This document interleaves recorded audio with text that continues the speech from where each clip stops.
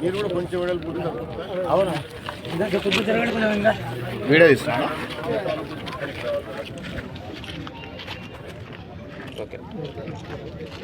ఆంధ్రప్రదేశ్ రాష్ట్రంలో తెలుగుదేశం పార్టీ మొన్న జరిగిన ఎలక్షన్లలో అధికారంలోకి వచ్చిన తర్వాత Telugu Desam party Janasena BJP NDA కూటమిలో చంద్రబాబు నాయుడు గారు ముఖ్యమంత్రి కావడం, అలాగే జూలై మాసంలోనే ప్రాజెక్టులన్నీ ఉండటం ఇది రాష్ట్రానికి, రాష్ట్ర ప్రజలకి, రాష్ట్ర రైతాంగానికి ఎంతో శుభపరిణామం. ఈరోజు కూడా మన శ్రీశైలం నియోజకవర్గంలో నిన్ననే చూసాం మనం. మన గౌరవ ముఖ్యమంత్రి వర్యులు శ్రీశైలం రిజర్వాయర్లో రమణమ్మ అమ్మవారిని, మల్లికార్జున స్వామి వారిని దర్శించుకొని ఏదైతే మన రిజర్వాయర్లో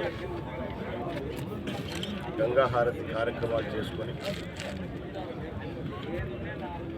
ఇటు శ్రీశైలం రిజర్వాయర్ నుంచి రాయలసీమకు నీళ్ళు వదులుతూ అటు నాగార్జున సాగర్ కూడా కిందికి నీళ్లు వదలడం జరిగింది.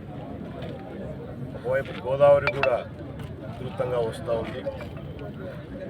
అంటే ఇప్పుడు రాష్ట్రంలో అన్ని ప్రాజెక్టులు కూడా పూర్తిగా జలకలతో వేయడం కూడా జరిగినాయి.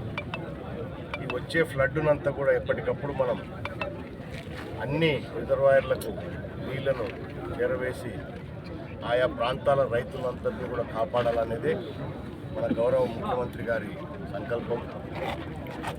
నిన్న కూడా ఆయన స్పష్టంగా కూడా చెప్పడం జరిగింది, ప్రతి ఎకరాను కాపాడుతాము, ముఖ్యంగా రాయలసీమలో రైతాంగాన్ని అంతా కాపాడుతామని చెప్పేసి కూడా చెప్పడం కూడా జరిగింది.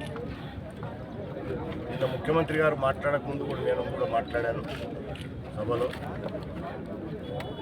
గడిచిన 5 సంవత్సరాలలో ఏదైతే దుర్మార్గ పరిపాలన ఉండిందో, రైతు ప్రభుత్వం, రైతు బాంధవులు చెప్పుకున్న వాళ్ళు ఎక్కడా కూడా ఈ వాటర్ మేనేజ్మెంట్ కరెక్ట్గా చేయకుండా రైతులంతా కూడా నష్టపరచడం జరిగింది. వచ్చిన నీటిని సక్రమంగా సద్వినియోగం చేసుకోకుండా ఇష్టానుసారం మేనేజ్మెంట్ చేసినారు.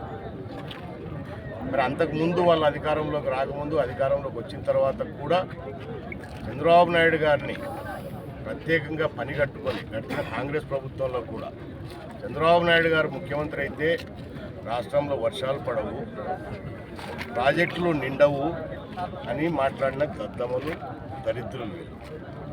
నిన్న కూడా అడిగాను, ఇప్పుడు సమాధానం చెప్పండి. ఇప్పుడు రాష్ట్రంలో ముఖ్యమంత్రి చంద్రబాబు నాయుడు గారే ఉన్నారు. మరి ఆయన ముఖ్యమంత్రి అయితేనే బ్రహ్మాండంగా వర్షాలు పడినాయి.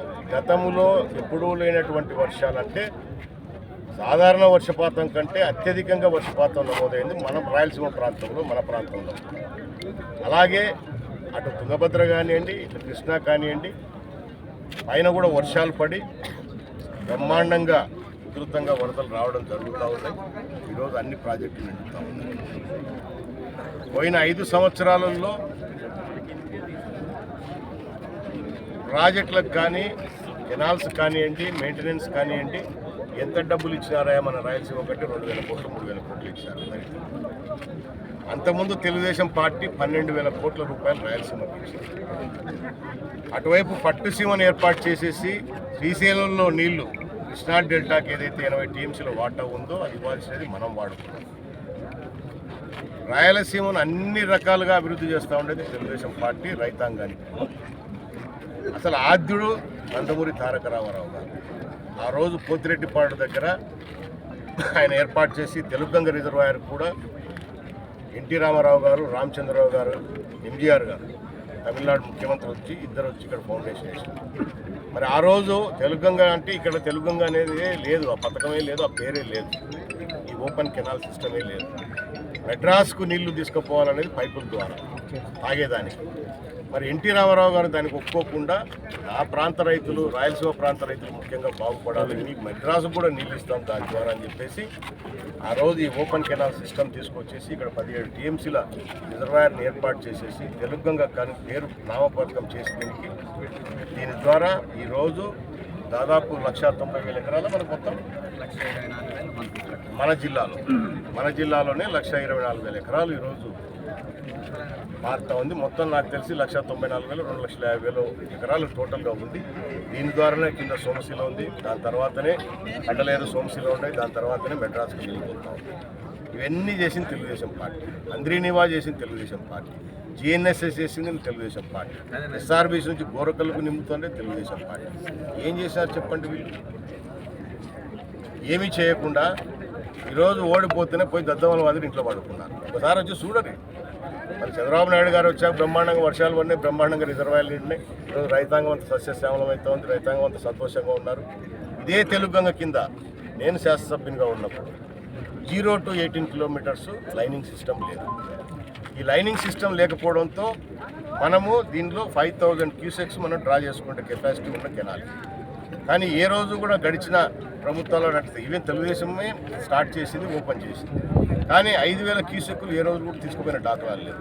అందుకే ఆ రోజు చంద్రబాబు నాయుడు గారితో నేను చెప్పి అడిగి ఆయనను ఒప్పించుకొని ఈ లైనింగ్ సిస్టమ్ తీసుకొని వస్తే మన ప్రాంత రైతులకు ఇబ్బంది ఉండదు, కింద వాళ్ళకు కూడా ఇట్లా ఫ్లడ్ వచ్చినప్పుడు కూడా ఫుల్ కెపాసిటీ వాటర్ తీసుకొని పోవచ్చు అని చెప్పేసి ఉద్దేశంతోనే ఆ లైనింగ్ లేకపోవడం వల్ల వీళ్ళు ఫుల్ కెపాసిటీ అధికారులు ఫుల్ కెపాసిటీ నీళ్ళు తీసుకుపోవాలంటే రీచ్ అయ్యే పరిస్థితులు ఉన్నాయి. కట్టలు సరిగ్గా లేక, బరం సరిగ్గా లేక మన రైతులు ఇబ్బంది పడతారు, అటు కింద వాళ్ళు ఇబ్బంది పడతా ఉంటే ఆ రోజు తీసుకొచ్చి ఈ రోజు కూడా 5 సంవత్సరాలైంది, ఈ రోజు కూడా పూర్తి చేయాలి. ఆ కాంట్రాక్టర్లకు సక్రమంగా డబ్బులు ఇవ్వాలి. ఆ రోజు నేను తీసుకొచ్చిన రోజు రైతులకు ఒకటే మాట ఇచ్చాను, 2 సంవత్సరాల టైం ఇవ్వండి. మామూలుగా దీని కింద ప్రతిసారి మనం 2 కార్లకు పంటలు పండించుకుంటున్నాం. నీళ్లు అరకొర ఉన్నప్పుడు కూడా 2 కార్లు నీళ్ళు పండించుకుంటాం, 2 కార్లు పంటలు పండించుకుంటాం.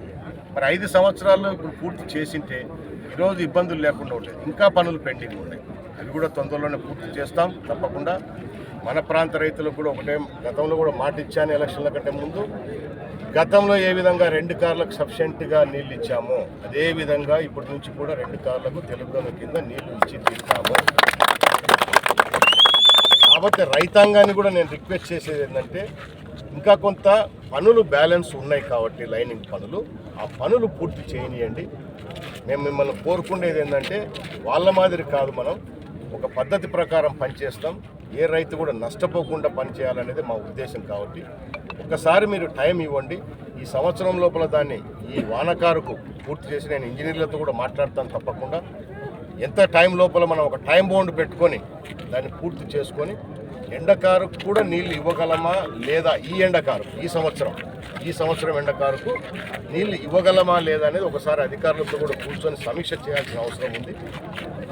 సమీక్ష చేసిన తర్వాత ఒకవేళ 1 నెలనో 2 నెలల్లో మనం గ్యాప్ ఇచ్చేసి ఆ లోపల మనం పూర్తి చేసుకోగలమంటే ఇప్పుడే ప్రయత్నం చేస్తాం.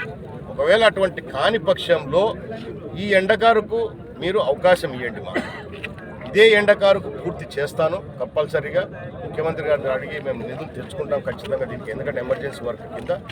వచ్చే సంవత్సరం నుంచి నిరంతరాయంగా మనము ఈ పనులు పూర్తి అయితే 2 కార్లకు కూడా పారించుకోవడానికి అవకాశం ఉంటుంది. కాబట్టి రైతులు కూడా దీంట్లో సహకరించాలి.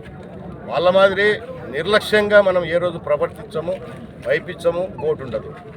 ఈ ప్రభుత్వము, ఈ ఎన్డీఏ ప్రభుత్వము, ముఖ్యంగా మన గౌరవ ముఖ్యమంత్రి చంద్రబాబు నాయుడు గారు ఏ రైతు కూడా చెడిపోకూడదనే ఉద్దేశంతోనే ఉన్నారు. కాబట్టి ఖచ్చితంగా రైతాంగాన్ని కాపాడాల్సిన బాధ్యత మాకుంది. కాబట్టి మా ప్రభుత్వం మీద ఉంది. కాబట్టి తప్పకుండా కాపాడుతాము. దానికి మీరు కూడా కొంత సహకరించాలని చెప్పేసి కోరుకుంటూ, ఎందుకంటే మళ్ళీ వీళ్ళు దుష్ప్రచారం మొదలు పెడతారు. అందుకే నేను మొదట్లోనే చెప్తా ఉన్నాను, ఈరోజు నీళ్ళు వదిలాం, ఏదైతే ఖరీఫ్ సీజన్ ఉందో, ఈ వానకారు సీజన్ ఉందో ఖచ్చితంగా కాపాడుతాం. రేపు ఎండకారుకు ఈ పనులు కంప్లీట్ కావాలి. తప్పులు చేసింది వాళ్ళు ఆ నెపాన్నంతా కూడా మన మీద నెడతారు. వీళ్ళకుండే దరిద్రమే అది. ఏది నిజాలు మాట్లాడరు, ఎవరిని కాపాడాలని చూడరు. వాళ్ళ సులాభం కోసము రైతులను రెచ్చగొట్టడానికి, రైతులను మభ్యపెట్టడానికి రకరకాల ప్రయత్నాలు చేస్తారు. అందుకే నేను మీడియా ద్వారా ఈరోజు ఇంతమంది రైతుల సమక్షంలో కూడా ఉన్న విషయాలే చెప్తా ఉన్నాను. సో దానికి మీరు సహకరించండి. ఆ దుర్మార్గులు గతంలో చెప్పిన అబద్ధాలన్నీ విన్నారు, మోసపోయినారు. ఇక మళ్ళీ మోసపోవద్దండి. ఏదైనా మనం ఒక పని చేస్తే అది కన్స్ట్రక్టివ్ ఉండాలనేదే మా తాపత్రయం. ఒక పని చేస్తే దాని ద్వారా మళ్ళీ నష్టపోకూడదు అనేది